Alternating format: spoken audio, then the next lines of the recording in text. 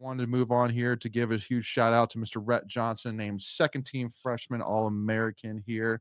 I mean, Greg, I know we talked a lot about this guy all season. Y'all obviously mentioned his name a couple of times in our baseball recap autopsy parts 1 and 2 here, but just were you surprised at all that seeing him second team freshman All American? Would you expect him to be higher, first team? Yeah, I'll be honest here. I didn't have a chance to look and see who was first team on this.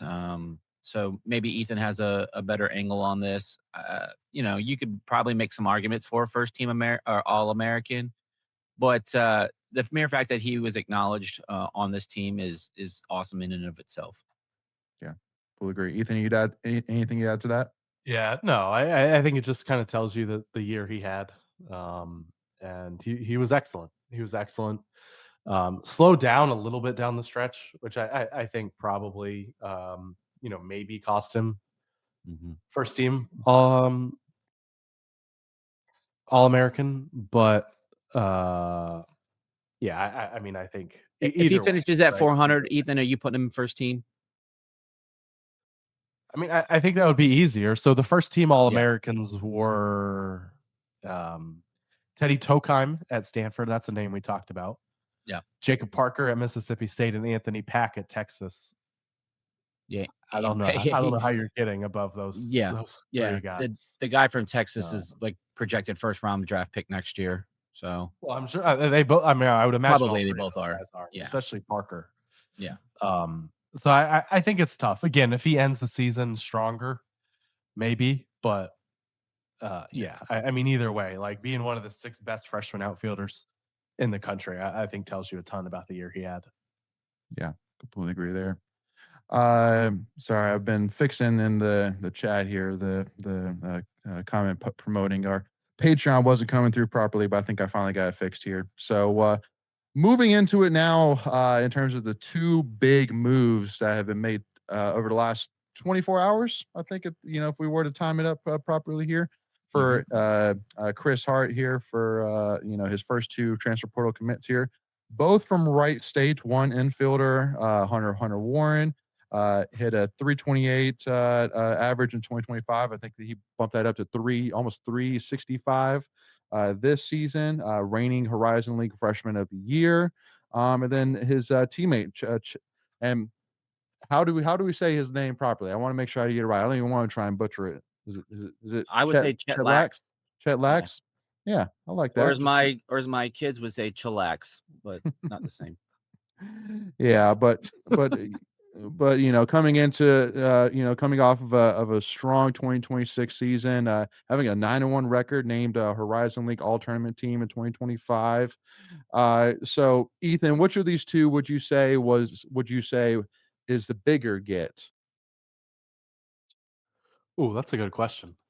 Because I thought this was gonna be easy. Well, I thought this would be easy for you. Yeah, because I'm leaning 1. Okay. I guess I would go Chet Lax, because I think you need really. I think you need arms that badly. I really do. Yeah. And yeah, like I think a guy with Chet Lax's track record and consistency and stability that he brings, it's important. And to me, State needs at least one more starter. Like, it's not easy to go out and find starters in the portal, like starting caliber pitchers who all right, I can come in and plug this guy into my weekend rotation. And so Chet Lax being able to do that, to me, is crucial. I like Hunter Warren. I like him a lot. You can make a very strong case for him. State also already has 2 starting infielders already on the team. I just view it as less of a need for me right now. So Greg, make your case for Hunter Warren. Why it's an easy decision other way. Yeah, that's just where I thought Ethan would go, especially as much time as he spent on him today in our Patreon. I will plug that again. That was a really good segment that you did on him. I just think the impact is more for Warren than it is Lax. Starting pitching, you're only going once every week, whereas Hunter Warren's going to make if he stays healthy, 54 to 55 game appearances. Just just more value added. I do agree with Ethan about Lax though. Like you do need more starting pitching. In college baseball, especially, you can never have too much pitching. I We think learned that the hard way this year. yeah, we have certainly learned that the hard way, Ethan. Yeah, and at this point, Lax is only probably projecting as high as your number 2 starter, assuming that, you plug in Nance as your number 1 guy for the rotation next year. So that's the reasons I'm going with Warren.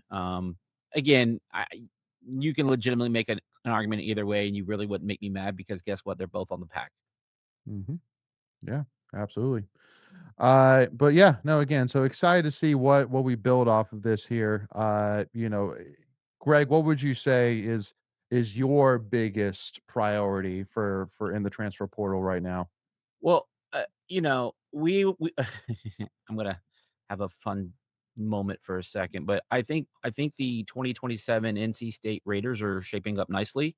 I know there's a couple of other guys that we're looking at from Wright State, actually. And if I can just take one more minute, Ethan, question for you: does this Yeah. give you more smoke?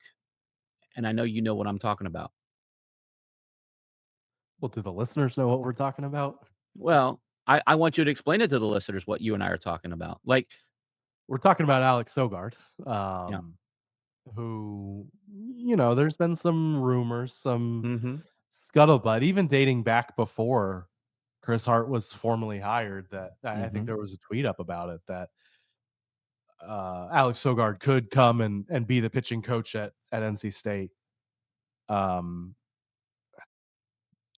I guess my question would be: is Clint Chrysler still employed at this point if he's not coming back next year? I mean, wouldn't you have already made that move? You're still Yeah. landing pitchers at this point. You're landing a pitcher, Yeah. clearly a big piece. Yeah. I mean, They is want to know Clint who their Chrysler coach is, right?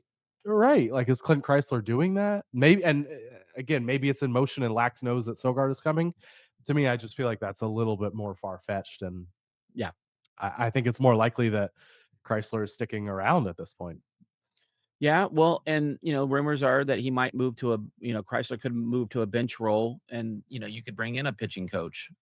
Again, it just depends on what your plan is for the coaching staff and who's going to coach bases, because from all sound like that JT Jarrett and Bo Robinson will be retained, and that maybe they can move. You keep Jarrett at either first or third, and you put Bo Rob there. Bo Rob's coached first from time to time, so then that does open up a spot on the bench. Yeah, all kinds of names floating around. I am just genuinely curious when the coaching staff gets filled out. Mhm. To me, there's a lot of names floating around for only one Yeah, spot. yeah, And so is there again, is JT Jarrett moving up, or does he, is there a better opportunity somewhere else? Bo Robinson, again, you would think Bo Robinson just slides right into Chris Hart's role, but we don't know. And so again, a lot of names being thrown around for theoretically only one spot being open. yeah. Yeah, completely All agree. right, so I'll get back to your original question, Layton. Um, for me, the biggest, and these don't grow on trees, is I'm looking for a power hitter. I think State needs to do a better job at hitting home runs. If you listen to our baseball breakdown, State was not good in that department, second to last in the ACC. Um, you got to go get some. You got to go get some power bats, because stringing together 3 to 4 hits is a lot harder than hitting just one bomb.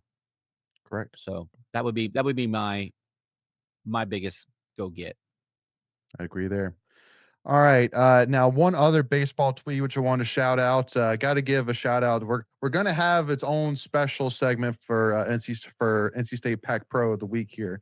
But one pro we want to give a special shout out to is Mr. LuJames Groover, Gino, the man himself, getting called up to the show for the Arizona Diamondbacks. Was hitting 327 batting average in AAA this season and was listed as a top 10 Diamondbacks prospect. And there's actually two awesome videos of this moment. First of all, the moment where he received the news, and then the moment of him running out onto the baseball pitch for the first time.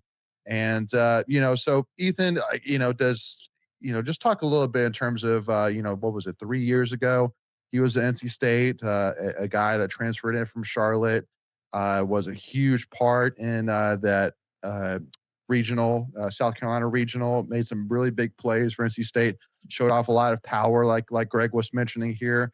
Did it shock you at all seeing the news that Gino got called up as the next rendition of NC State baseball players to play in the show?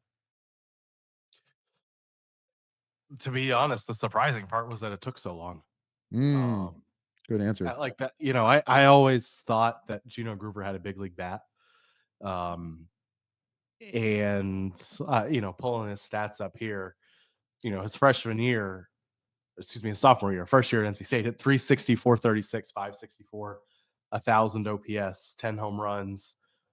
And then the leap he took in year 2, where he had more walks than strikeouts, tapped into his power a little bit more. I always thought he had a big league bat. And I think the question with him was, dating back to his days at NC State, was what would it look like defensively? And look, there's a lot of good hitters. Or where he was going to be ball. positioned at, right, Ethan? Like he played all over the field. He did. And where is his bat going to play? It's a lot, the bats at first base are a lot better than the bats at third base, which are a lot better than the bats, in the middle infield and the outfield, so. And maybe that's why it took so long, right? Like maybe that's why it took. You don't usually see guys who play 2 years in the ACC who are, and he was a top prospect, not a top prospect, 50. but he was top 50. Yeah, he was definitely a big time prospect, and usually you don't see it take long. I'm guessing that's why it did, to kind of figure out where he's going to fit, and you don't love having to DH guys because that knocks some of their value, but at that level, so. Yeah, not surprised at all. And obviously happy for him. What a great representative of NC State.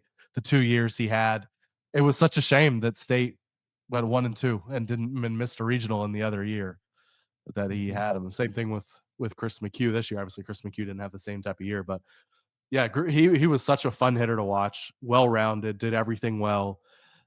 Great kid, and obviously. It feels like State's always hasn't had as many pros as you think they should. But so you add him to the list now with Rodon, Turner, Patrick Bailey. I think Kisner's is still in AAA right now. So yeah, he is. Maybe you don't count him, but four big leaguers now. Yeah, that's a huge stat. Greg, anything you'd add to that? No, I think you mentioned the 2 videos, and I would add the third where his parents are getting interviewed from the stands right after Gino's hit, and just a really great family, just really cool folks. Anyone that doesn't know his dad, Gino the second, actually played for the Harlem Globetrotters back in the day. So he was a pro athlete, and I shared a story on X the other day that in 24, the year after he got drafted, his parents still came to Athens to support the Pack, even though he wasn't playing. So thought that was really cool.